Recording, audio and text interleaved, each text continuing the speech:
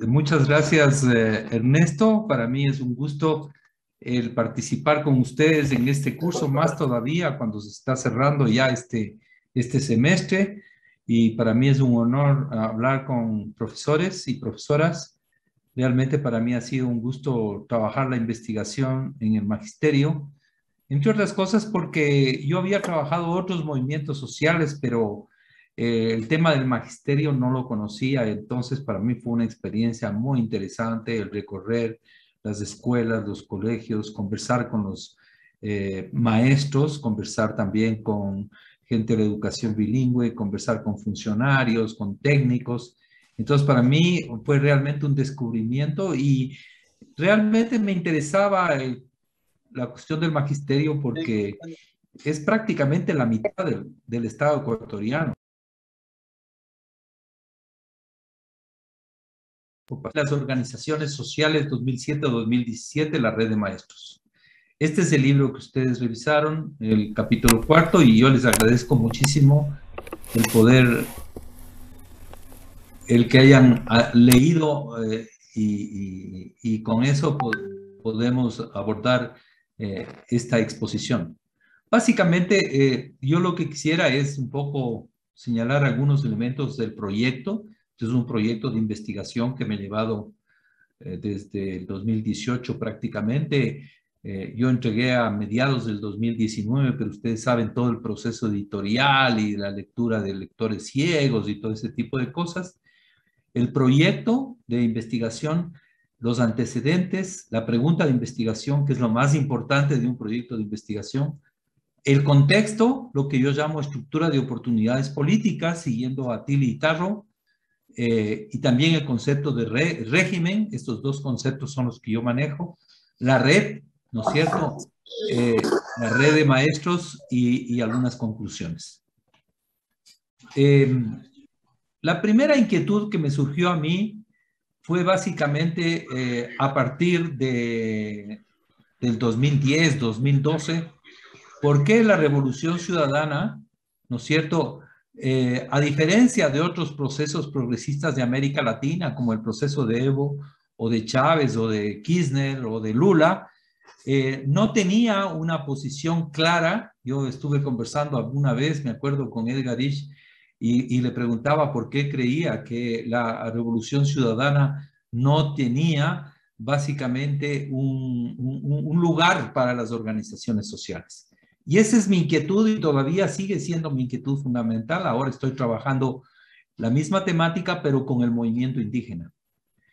Y en la Marcha del Agua, además, yo vi en el 2012 que había una contramarcha, es decir, que aparecía una serie de organizaciones, de redes, que estaban vinculados con el gobierno. Entonces, había una corriente a favor del gobierno y otra en contra. Entonces, me planteé precisamente realizar la pregunta, ¿no?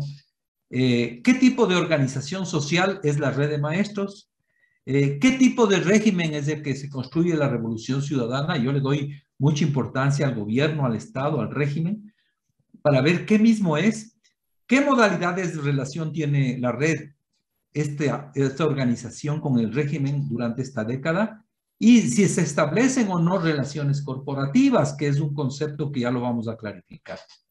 El enfoque, como les digo, cualquier proyecto de investigación tiene un marco teórico. El marco teórico mío es Tilly y Tarro, que son dos, Tilly, historiador y sociólogo, y lo mismo Tarro, que trabajan básicamente movimientos sociales y conflictos, que tiene un concepto sobre lo que es el movimiento social en términos de la organización, las formas de lucha, los repertorios, los marcos de interpretación. Ellos me dan los instrumentos de análisis con el cual yo analizo la red. Y por otro lado, este concepto de estructura de oportunidades políticas. ¿Qué significa? Que a los movimientos sociales no hay que estudiarlos solamente en sí mismos, sino en relación con el sistema político y en relación con el Estado. Es decir, el conflicto con los adversarios, el conflicto con el Estado, cuáles son las relaciones que tienen entre los actores sociales y el Estado. Este es el enfoque relacional de la contienda que plantean Tilly y Tarro, ¿no es cierto? Y también el concepto de régimen, que también es de Tilly, que básicamente maneja el Estado, la relación con las organizaciones sociales en términos de legitimidad, en términos de coerción, o sea, de represión, y en términos de distribución de recursos. Es decir, todos los estados tienen una relación con la sociedad civil. Y esa relación puede ser una relación de muchos recursos, como vamos a ver en el caso de la Revolución Ciudadana, muchos recursos económicos, pero también puede ser de coerción, o sea, de represión, pero también pueden utilizar otro tipo de recursos como los de legitimidad, en términos de leyes, en términos de lo que significa estrategia mediática. Es decir, estamos hablando de varios recursos, capacidades que tiene el Estado para establecer una relación con la sociedad civil. Estos son los tres conceptos: movimiento social, estructura de oportunidades y régimen, que me plantea Tilly Taro, conjuntamente con la idea del neocorporativismo de Schmitter. Este concepto de corporativismo es un concepto relativamente antiguo que tiene que ver con el hecho de que hay algunos actores que tienen una relación particular con el Estado. No sé si ustedes han ubicado alguna vez caso de México, por ejemplo, con la Revolución Mexicana, con el caso de Lázaro Cárdenas. Los obreros establecieron una relación, digamos, privilegiada con el Estado, y el gobierno es un ejemplo clásico de Lázaro Cárdenas, reconoció a la Confederación Mexicana de Trabajadores como la única expresión de las organizaciones sindicales, igualmente a los campesinos. Entonces, es una relación en la cual un reconocimiento, ¿no es cierto?, de ciertos actores, no de todos, algunos actores privilegiados, con los cuales se establece canales de negociación institucionalizados, es decir, canales permanentes, que son parte del Estado prácticamente, comités, centros de negociación, con determinado tipo de derechos de estas organizaciones sindicales con el Estado, exclusividad en el reconocimiento, la representación, un compromiso de los trabajadores con el Estado y del Estado con los trabajadores, con un cierto nivel de identidad política, de identidad ideológica con el Estado, pero al mismo tiempo se les garantiza a los obreros la posibilidad de incidencia en la política pública. Yo quería saber si este tipo de relación existía entre los maestros.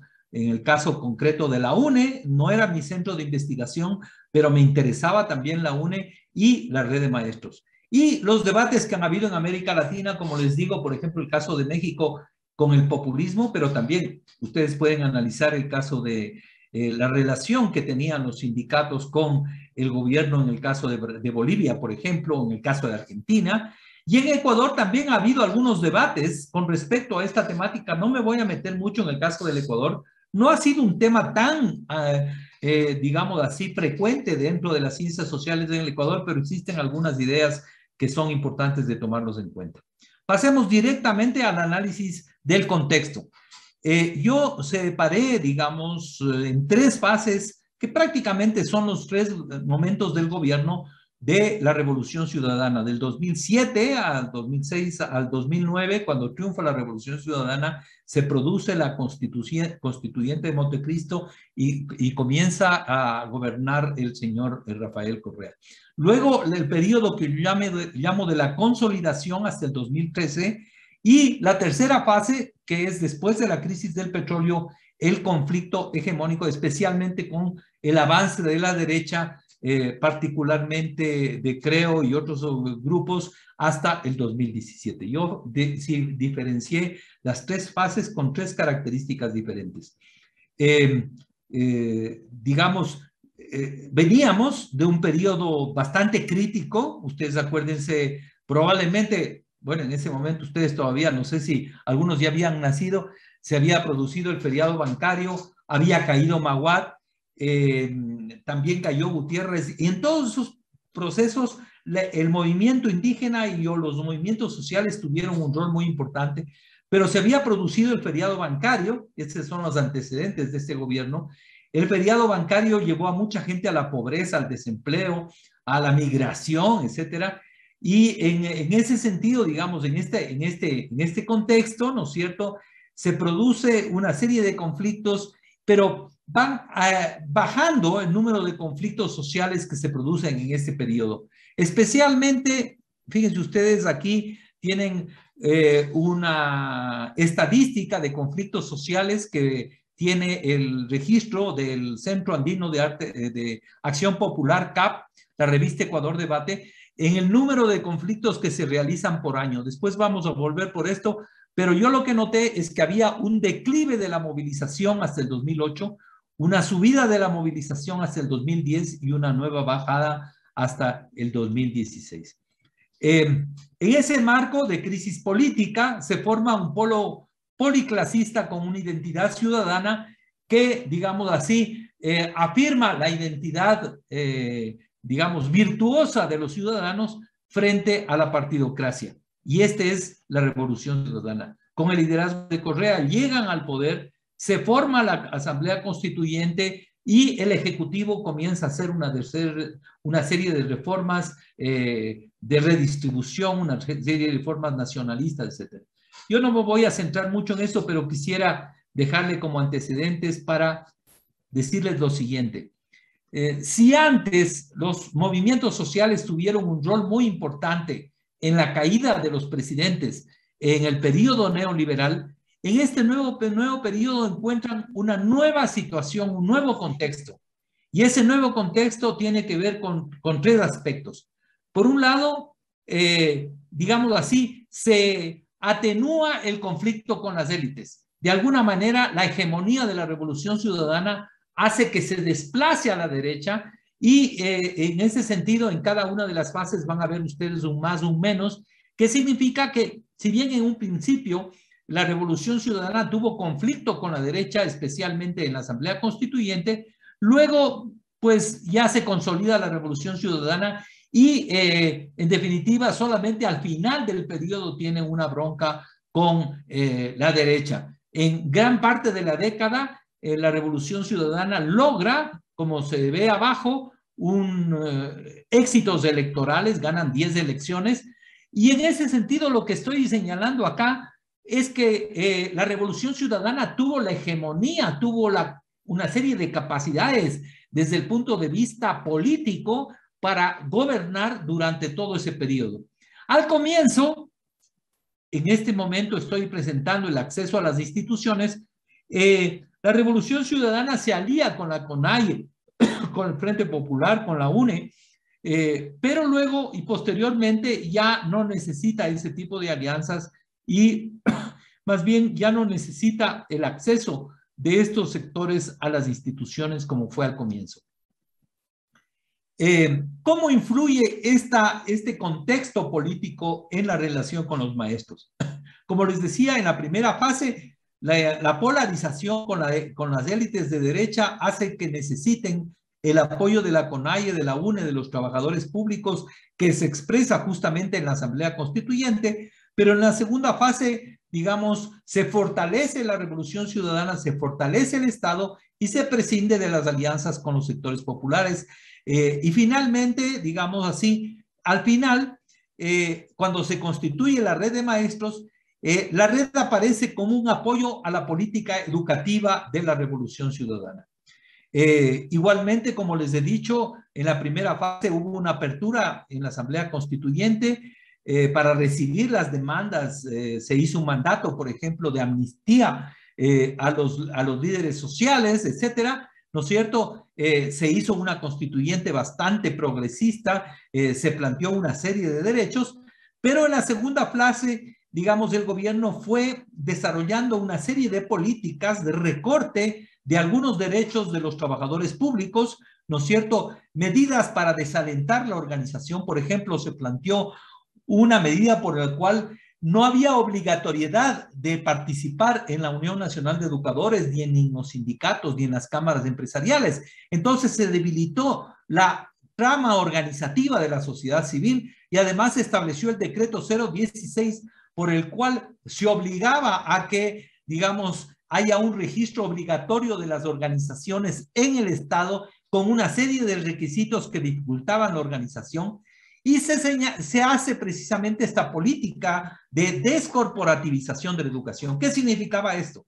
Significaba básicamente que en el Ministerio de Educación había dos comités fundamentales. El uno, que era el de reclutamiento de profesores, y el otro que era de ascensos y evaluación, que en definitiva tenía participación en el gremio de maestros. Se les quita, prácticamente se desmantela esos comités, de tal manera que ese tipo de prerrogativas estaba en los funcionarios del ministerio, pero ya no en la Unión Nacional de Educadores. Esto es un elemento importante. Y como les decía, en la tercera fase se distancian de las organizaciones sociales y hay una serie de políticas represivas. Yo les decía que el Estado puede tener políticas de distribución de recursos, ya vamos a ver, el gobierno nacional tuvo una serie de políticas en el plano educativo de distribución de recursos, pero también podrían haber políticas de represión. En este caso, el gobierno comenzó a utilizar una serie de políticas de represión. Hay un cierre de posibilidades de consulta. Antes hicieron varias consultas, pero en el último periodo ya se cerraron esas posibilidades, especialmente por el tema del Yasuní, por el tema ecológico, y no se permitió que haya una consulta respecto a la no explotación del petróleo en el Yasuní. Y además cae la crisis económica, y la crisis económica le hace que pierda capacidad del gobierno para la distribución de recursos, ¿no? El otro elemento que yo les había señalado es el alineamiento electoral. Obviamente, el poder que tenía la Alianza País fue muy importante durante todo este periodo, y también la estrategia mediática, es decir, ese poder. Esto es una cosa muy importante. El terreno de la legitimidad de la Revolución Ciudadana no se jugaba tanto en la movilización colectiva y en la organización social, sino que se jugaba en el sufragio. O sea, Correa y la Alianza País privilegió solamente las urnas como un mecanismo para legitimar, o sea, enfrentar a la derecha y legitimarse a través del sufragio universal.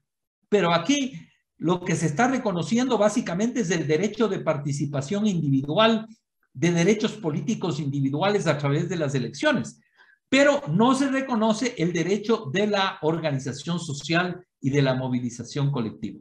Fíjense, todos estos elementos se van articulando alrededor de esta frase de Correa en una sabatina del 5 de marzo del 2009. Y aquí ven ustedes y retratan cuál es la visión que tenía el presidente, pero especialmente esa visión más tecnocrática que hacía que no sea importante para él la movilización social, sino el sufragio y, por otro lado, la tecnocracia, que sería la que administre el Estado. ¿Qué pasaría en un barrio en el que un panadero se pone a discutir cómo se hace pan para toda la población? Es decir, con toda la población. Es decir, ¿a qué viene esto de la participación? El panadero ya sabe cómo hacer el pan. A los gobernantes tienen que exigirnos hacer el pan, porque de lo contrario, al final del día, no va a haber pan para que nos compren ahí en el barrio. Nosotros somos los que sabemos hacer el pan.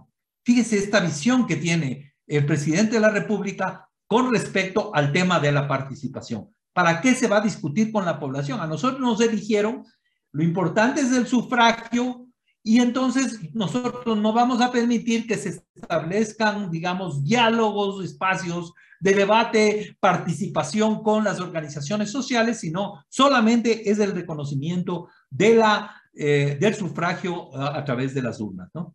El Estado, por otro lado, tiene un papel protagónico. Yo me he detenido mucho en eso, y ya ustedes ya vieron el video sobre lo que era la red, pero yo lo que estoy poniendo es el contexto sobre el cual estaba actuando la red de maestros y la UNE, ¿no?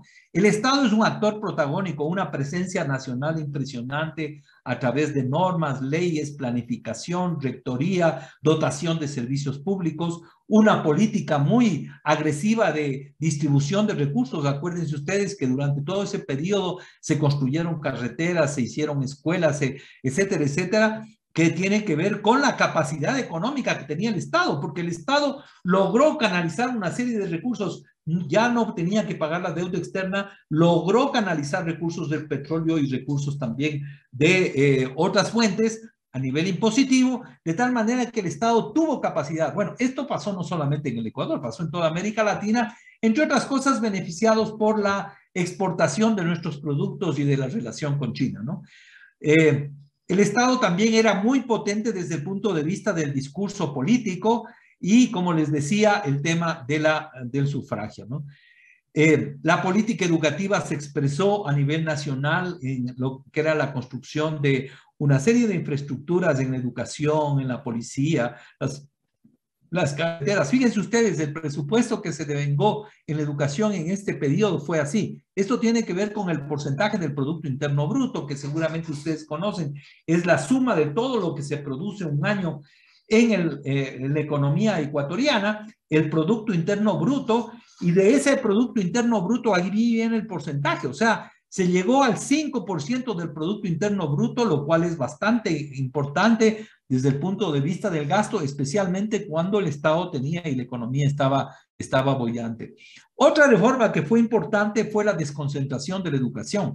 Es decir, fue una mega reforma porque se cambió la estructura institucional del ministerio. Ya no fue a través de las direcciones provinciales que habían sido, digamos así, un foco de la influencia de la Unión Nacional de Educadores, sino a través de zonas, circuitos y distritos, lo cual significaba de alguna manera montar una infraestructura paralela en todo el país, ¿no es cierto?, conjuntamente con la infraestructura educativa y la reforma administrativa que siguió. El Ministerio de Educación se distribuyó en 9 zonas que son como regiones a nivel nacional. Por ejemplo, la zona 1, que era la zona que iba desde Esmeraldas, Carchi y Sucumbíos, la zona 2, también creo que estaba Imbabura, la zona 2, etcétera. Se unieron varias provincias en la zona, se hicieron de 25 provincias, se hicieron 9 zonas, se hicieron 140 distritos. Había una mentalidad bastante tecnocrática por la cual se decía que cada distrito tenía que servir máximo a 90,000 niños. Y se hicieron también circuitos con un máximo de 11,000 por cada uno. Entonces, fíjense ustedes, fue una estructura institucional bastante grande. Se hizo una política bastante contradictoria desde el punto de vista de la educación. O sea, por un lado, se amplió la cobertura de la educación, se ampliaron los recursos de la educación, por ejemplo, el tema del uniforme escolar, el tema de los textos, el tema de la ampliación de cobertura, el tema del mejoramiento de los salarios de los maestros, pero al mismo tiempo se estableció algo que era importante, y es que todo esto era como una especie de triángulo por el cual, si bien se ampliaba la base para que entren más estudiantes a la escuela y al colegio, se llegó a índices de casi 100% de acceso de los niños a la educación escolar y después más o menos un 75% para el ciclo diversificado, pero al mismo tiempo se establecieron una serie de estándares, mecanismos de evaluación para que de alguna manera se dé una especie de reconocimiento al mérito y se vaya cerrando este triángulo para la llegada a la universidad. Se estableció, por ejemplo, el examen de ingreso, etcétera, etcétera, ¿no es cierto? Entonces, se amplía el sistema abajo, pero se estrecha el sistema arriba. Les he dicho, se mejoró la vida del maestro a nivel de mejores condiciones, etcétera. Pero todo esto pasó, digamos, este proceso pasó más o menos hasta el 2014, porque el 2015 vino la crisis económica y muchas de estas propuestas se quedaron ahí porque el Estado ya no tuvo la capacidad. Entonces, ahora sí pasemos al contexto, del contexto al estudio de la red. Aquí, por ejemplo, ustedes ven una convocatoria que se hizo a la red aquí en Quito, al norte de la ciudad. También hubo asambleas de maestros en todo el país, especialmente en Guayaquil, en el Coliseo, en el Spencer. Y bueno, hubo varias reuniones masivas de 30 a 40,000 personas en las cuales se reunió a los maestros para organizar precisamente la red, ¿no? ¿Cuál es el eje del asunto de la red? O sea, yo les había dicho ya en ese sentido que había habido tal vez una política de acercamiento a la UNE al comienzo del gobierno de la Revolución Ciudadana, pero después vino una serie de mecanismos y ya les había dicho, de prohibición de huelgas en el sector público, del registro obligatorio del 016, se retiró el fondo de cesantía, o sea, se fue debilitando. Y además, otra cosa que era importante, se quitó a la UNE de la participación en estos comités que le podríamos llamar corporativos, en los cuales se reclutaba a los maestros y en los cuales se evaluaba a los maestros y se aprobaban los ascensos, lo cual le permitía a la UNE. Esto es un trabajo que no he hecho yo directamente y tomo mucho en este caso del señor Carlos Pozo, que hizo una tesis precisamente sobre la Unión Nacional de Educadores. El otro elemento que es importante de tomar en cuenta es que el gobierno de la Revolución Ciudadana aprovechó el desprestigio que estaba la educación y que estaba la UNE en ese momento. ¿Por qué?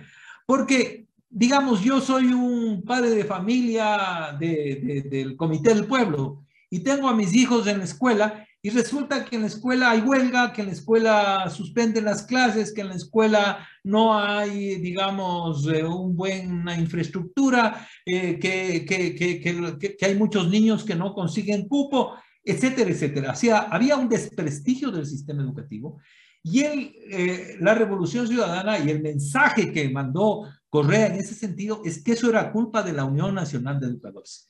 Entonces, vinculó la precariedad de la educación con la labor, digamos así, del gremio, ¿no es cierto? Lo cual hacía además otra cosa, que los maestros no se sintieran identificados con el gremio, porque un maestro lo que quiere es mejorar la educación. Entonces, ¿para qué se va a congraciar con el gremio, ¿no es cierto? Si el gremio lo que está haciendo es parando la educación. En ese sentido, digamos, hubo un manejo bastante hábil del mensaje, del discurso del gobierno de la Revolución Ciudadana, y usted sabe, un mensaje que no era, digamos, de un día para otro, sino que era todo un sistema porque estaba en la televisión pública, en los medios de comunicación del gobierno, en el telégrafo, etcétera, etcétera, permanentemente durante varios años, diciendo quiénes son los culpables de la precariedad del sistema educativo, ¿no? Esto se rompió además por un asunto, porque la UNE se rechazó la posibilidad de que sean evaluados. La primera huelga que hubo de parte de la UNE frente me parece que en el 2008, me parece que ya fue esto, frente al intento de parte del Ministerio de Educación que quería evaluarles a los maestros, ellos dijeron que no podían ser evaluados. Además, hay que tomar en cuenta otros factores que tienen que ver con el surgimiento de la red. Hay un cambio generacional, hay una jubilación de los profesores antiguos y una integración de nuevos jóvenes que de alguna manera tienen una serie de expectativas diferentes. Ya no tienen la experiencia de los antiguos que habían luchado, que habían estado en huelga, etcétera, sino de jóvenes que lo que quieren y aspiraban era a mejorar, digamos así, sus condiciones de vida, pero además de hacer un trabajo, a formarse, a capacitarse técnicamente para ser buenos maestros, etcétera, ¿no? Entonces se formaron una serie de núcleos informales críticos a la Unión Nacional de Educadores con el apoyo de rectores de colegios y en ese sentido se fue precisamente aprovechando la identidad, este deseo de tener un estatus, digamos, de un profesor ilustrado, de un buen profesor, de un profesor capacitado, ¿no es cierto? Ya no un profesor que sea sinónimo de huelgas o de paros. Esto fue, digamos, el mensaje que se dio bastante. Además, el gobierno había utilizado muchísimos recursos en educación y entonces se mostraba como el que defendía la educación pública y que tenía responsabilidad frente, digamos, a las demandas de educación de los padres de familia, ¿no? En ese sentido, digamos, el elemento ideológico, el elemento cultural es muy importante para el surgimiento de la red. Y la red surgió precisamente de esa estructura vinculada con esta estructura nueva que se había dado de zonas, distritos y circuitos. En cada uno de esos niveles se formaron núcleos de la red, ¿no es cierto?, con una arquitectura híbrida, porque era al mismo tiempo los profesores a nivel de cada uno de los niveles educativos, pero también era la formación de, digamos, asambleas de maestros que se estaban articulando a la UNE, digamos, a la red, perdón, y por otro lado, digamos, aunque la red decía que no participaba en política, la realidad es que sí participó en una serie de eventos políticos, sobre todo de legitimación del gobierno, hasta el 2017, en que participaron ya políticamente en lo que significa las elecciones de presidentes y a nivel local. Entonces, de alguna manera, esta arquitectura institucional digamos así, como fue, digamos así, como alojó a la organización de la red modelada por la institución, ¿no es cierto? Y en ese sentido hay que reconocer el papel de las unidades educativas, donde los profesores se encuentran, donde los profesores se conocen, donde los profesores se informan. Es ahí donde, digamos, se formaron las redes en cada uno de los niveles, circuitos, distritos y zonas, pero fue fundamental en ese sentido el apoyo del propio Ministerio de Educación, particularmente del equipo del ministro que había llegado en el 2014, que es el ingeniero, el economista Augusto Espinosa, que, digamos, tuvo un papel destacado en el apoyo a la formación de la red, especialmente que se había dado, yo investigué sobre todo Imbabura, Manabí, Guayas, Los Ríos, Cuenca, especialmente en las zonas en donde había habido conflicto con la UNE, ahí, digamos, surgió la red, ¿no es cierto? La red, de alguna manera, como cualquier gremio, formó una plataforma, ¿no es cierto? Pero la plataforma que formaba, las demandas que tenía en esa plataforma la red de maestros, no se formaban en el conflicto con el ministerio, sino en diálogo con el ministerio. Y por lo tanto, no había una política crítica, digamos, de la red frente al ministerio, sino un alineamiento con la política de reforma educativa que tenía el gobierno de la Revolución Ciudadana. Y también había reuniones, especialmente con el ministro, con las autoridades, en las cuales los representantes de esta nueva organización les llevaba, digamos, ante las autoridades, las demandas de salarios, de recategorización, de capacitación, de jubilación, etcétera, ¿no? Pero como les decía, este tipo de plataforma de demandas no eran construidas en la lucha social, sino en el diálogo. Y es más, muchas de esas cuestiones ya eran parte del mismo proyecto, del mismo plan de la misma política educativa de parte del gobierno, ¿no? En ese sentido, digamos, el gobierno no reconocía propiamente demandas de carácter particular. O sea, lo que tenía era, digamos, políticas generales para todos. Inclusive, fíjense ustedes, aquí hay que tomar en cuenta una cosa. Se trató de racionalizar las políticas salariales para los policías, para los maestros, para los trabajadores públicos, y en ese sentido, para todos, de alguna manera, se aplicaba el mismo rasero.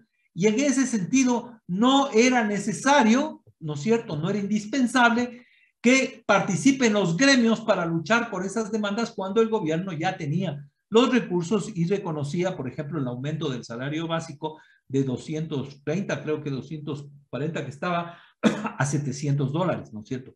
Como les digo, este proceso duró más o menos hasta el 2015-2016. La red no participa en huelgas y ese tipo de cosas porque otra cuestión, el mensaje que daba el gobierno es que no quería violencia, no querían vándalos, y en ese sentido, digamos así, la red tampoco se congraciaba con las huelgas y todo eso, sino que lo que hacía eran estos eventos, como les digo, en el Coliseo o, por ejemplo, en el centro de convenciones, que era la foto que yo les había mostrado, para, digamos, participar de una manera permitida, digamos, por el Estado en este tipo de movilizaciones, ¿no? Hay otra cosa que es importante. Las demandas no eran necesariamente, si quieren ustedes antes, las organizaciones sociales eran las que impulsaban las demandas. En este caso, si un maestro tenía algún problema, tenía que irse a la computadora y tenía que mandar su solicitud vía computadora. Entonces ya no necesitaba ir con el dirigente a nivel, digamos, provincial para después pasar al nacional, esperar la respuesta. No, aquí en este caso el gremio ya no servía, porque quien servía era la computadora. Era posible, digamos, hacer trámites a través de procesos, por ejemplo, los procesos de concurso para los ascensos se hacían a través de un sistema de concursos que se hacían a través de la informáticos, y entonces prácticamente el rol de los dirigentes sociales ya no era tan importante, ¿no? Todo esto creó, digamos, una cosa que era importante, y era esa bronca y esa tensión entre lo que significaba la red y la Unión Nacional de Educadores, que, como les digo, fue golpeada. O sea, la red, digamos, surgió en la última fase, pero ya antes ya había sido debilitada la Unión Nacional de Educadores. Y prácticamente con todas esas medidas ya había estado debilitada, de tal manera que la red logró recoger, por lo menos de manera temporal, un gran nivel de adhesión, especialmente por esta reivindicación que tenía de lo que yo les había dicho, esa reivindicación de lo que significaba el rol del maestro en la educación y en la defensa de la educación, ¿no?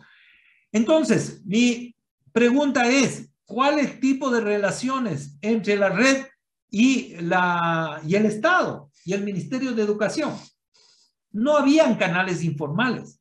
Fíjense ustedes una cosa, cuando cambiaron los ministros, vino el ministro Falconi, cambió el gobierno de Moreno, ya no tuvieron el mismo peso los dirigentes de la red de maestros, porque mucho dependía del reconocimiento del gobierno y del reconocimiento concretamente de los ministros. Entonces no se establecieron canales como antes habían, que eran, inclusive la UNE tenía por ley un canal institucional que era el que participaba la UNE en lo que significan los comités de evaluación y de ascenso. Entonces, ahora ya no había eso, no habían canales, o sea, se desmantelan las relaciones corporativas, ¿no es cierto? Ya no se necesitaba la mediación del gremio, y aunque la red de maestros de alguna manera participaba en varios eventos, etcétera, sin embargo, como les digo, dependía mucho de la actitud de los ministros. Por lo tanto, lo que quiero decirles yo es que la falta de la existencia de una organización más bien débil, de no canales de negociación, ¿no es cierto?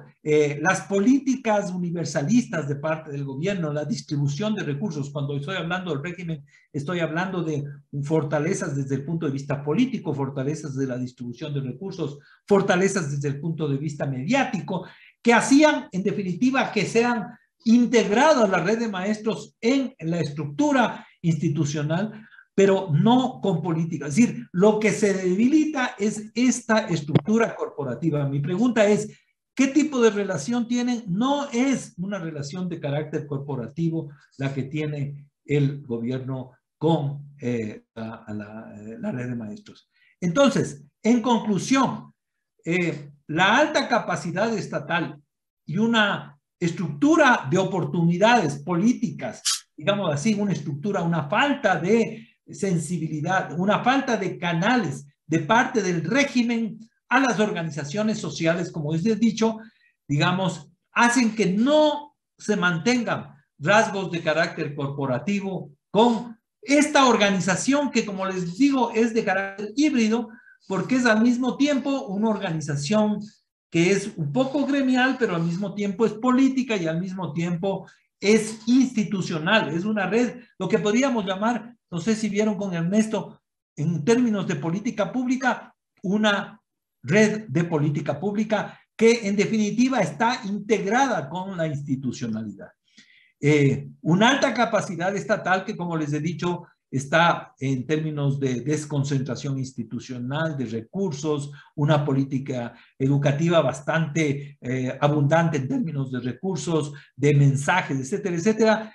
Toda esta alta capacidad estatal mezclado con esta estructura de oportunidades políticas que, como les digo, estructura de oportunidades políticas que impide, digamos, de alguna manera la participación de las organizaciones de manera colectiva, con una política de descorporativización. Vale decir una cosa, esa política de descorporativización no se dio solamente con la red de maestros, se dieron también con muchas otras organizaciones. Se dio, por ejemplo, con la CONAIE y la relación que tenía a través de la educación bilingüe, ¿no es cierto? En ese sentido se puede concluir, digamos, que la red no tuvo esta conexión corporativa que le habría dado, digamos, de alguna manera le habría dado consistencia, como existen otros sindicatos en América Latina, como por ejemplo el sindicato de educadores en el caso de México, el sindicato de maestros en el caso de Bolivia, o el sindicato de maestros en el caso de Brasil, o el sindicato de maestros en el caso de Argentina. Es decir, no tienen esa fortaleza, ¿no? Como les he dicho, la red tiene un carácter híbrido híbrido, una organización con rasgos de corriente política, algunos rasgos gremiales, pero a mí lo que llamó la atención, por ejemplo, es que la organización no tenía una estructura como tienen otros sindicatos. Por ejemplo, cobro de cuotas, no tenía cobro de cuotas, porque decían que ellos no iban a cobrar cuotas porque la UNE cobraba cuotas a todo mundo y que la red ya no iba a cobrar. No tenía equipos profesionales. La red no tenía, por ejemplo, comunicadores, no tenía una escuela de educación, no tenía, por ejemplo, abogados. Todo sindicato tiene, digamos, una serie de profesionales al servicio del sindicato que ayudan, digamos, a la labor del sindicato, o en este caso de la Unión Nacional de Educadores, pero en el caso de la red no había eso. Entonces, era una organización débil, un carácter híbrido que fluía mucho dependiendo de la iniciativa que tenían los ministros. Tenía parte más de una dinámica de arriba para abajo que de abajo para arriba, y de alguna manera responde a una situación coyuntural que tiene que ver con la movilidad de la clase media y este nivel de ascenso de un nuevo sector de jóvenes que de alguna manera tienen una serie de expectativas. Como les he dicho, es muy importante en términos de la identidad, esta identidad en contra de la UNE, en contra del maestro huelguista, en contra del maestro que hace huelgas, para, digamos, revalorizar el rol del maestro como un profesional que defiende la educación pública, ¿no es cierto? Bueno, y otros temas que de alguna manera están mencionados acá. Hay relaciones corporativas, en el caso del Ministerio de Educación, se debilitan profundamente. ¿Podríamos decir que esto es un problema general para todo el Estado ecuatoriano? Bueno, no me voy a meter al debate que hay en el Ecuador sobre esto, pero les diría que yo personalmente, después de estudiar al magisterio, que es, digamos así, de alguna manera, el sector de trabajadores públicos más importante del país, el sistema corporativo que pudo haber existido anteriormente en el Estado ecuatoriano se debilitó profundamente. Esta no es la relación. Pueden haber otras relaciones, por ejemplo, pueden haber relaciones clientelares, pero son de otro tipo, pueden haber relaciones de lobbies, de grupos de interés, todo este tipo de cosas existen. Por ejemplo, los empresarios tienen ese tipo de relación, pero relaciones corporativas con canales estables, con reconocimiento del monopolio de la representación, con influencia del sector educativo, del sector del magisterio en la política pública, eso no había. Entonces, de alguna manera, esto es lo que quería mencionarles y bueno, estaría ya dispuesto, tal vez no me pasé mucho tiempo, para que ustedes me hagan preguntas y podamos seguir conversando. Gracias, Ernesto. No, gracias a ti, Santiago. Perfecto. Muy buena la exposición. Y muy clarificador en algunos aspectos. Este, bueno, yo tengo una pregunta. Espero que haya otra pregunta con respecto al capítulo específico que leyeron. Yo te quería preguntar, Santiago, ¿por qué en Ecuador pasa esto que no hay, digamos, un movimiento social así fuerte o un sindicato fuerte como hay en Argentina o en México? A lo mejor pueda deberse a una tradición histórica de asociación gremial que tienen en esos países, o no sé, o a lo mejor puede deberse a momentos históricos que se dan específicamente en el Ecuador. Y creo que es a nivel mundial también este declive de estas instituciones como el sindicato que antes eran tan rígidas, tan sólidas, y ahora vivimos como que en una sociedad un poco, como decía Bauman, de instituciones más líquidas, más frágiles, que no sabemos si van a desaparecer en un futuro sindicatos así tan poderosos como son los sindicatos de Argentina, ¿no es cierto? O en México también, que tienen estas relaciones corporativas claramente establecidas, tienen poder de decisión ahí. O sea, la disputa es casi de abajo arriba con el gobierno que se establezca. ¿Por qué en Ecuador no se da algo así tan fuerte, digamos, en esos términos, Santiago? Recogemos otras preguntas, si te parece. Sí, sí, claro, claro. Recogemos varias y ahí contesto. Listo. No sé si alguien tiene otra pregunta. Oscar. Profe, Sí, buenas noches. Hay un punto que me interesa mucho de lo que aborda Santiago, y es que él menciona de un proyecto que se va desarrollando.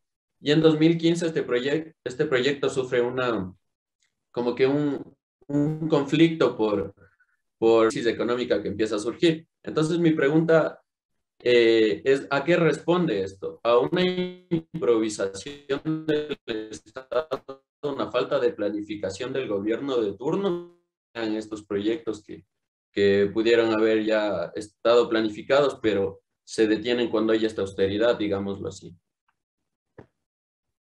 Ok. Carla, también hay otra pregunta de Carla. Buenas noches, profe. Buenas noches, Santiago. Sí, mi pregunta es la siguiente. Bueno, tengo dos. Principalmente es, ¿por qué es tan difícil para el gremio docente, que como ustedes lo mencionan y se menciona en alguno de los capítulos igual del libro, que es el más grande de todo el país? ¿Por qué es tan difícil para nosotros, por ejemplo, equiparar nuestros sueldos con los sueldos de partida de policías, de militares, de médicos? ¿Por qué es tan difícil siendo un gremio tan grande y como lo decía el profe Ernesto, eh, ¿por qué no hay esa agresividad, no? ¿Por qué no hay esa lucha por parte de los docentes, o qué mecanismos podríamos usar? Y la otra, que justamente se alinea con la modernidad líquida que plantea Bauman, eh, y que se alinea con lo que dice Santiago también en el capítulo 4, es que el Mineduc busca justamente eso, ¿no? Que sea como que muy frágil la organización para poder, eh, organizacionalmente hablando, para poder absorberla. Entonces, justamente a eso me hace acuerdo con la modernidad líquida que planteaba. Gracias. Perdona, ¿podrías repetir porque se te fue la voz un ratito? ¿Podrías repetir lo último, la pregunta? Sí, no, solamente que quería contar sobre la modernidad líquida que mencionaba el profe Ernesto. De educación requiere esta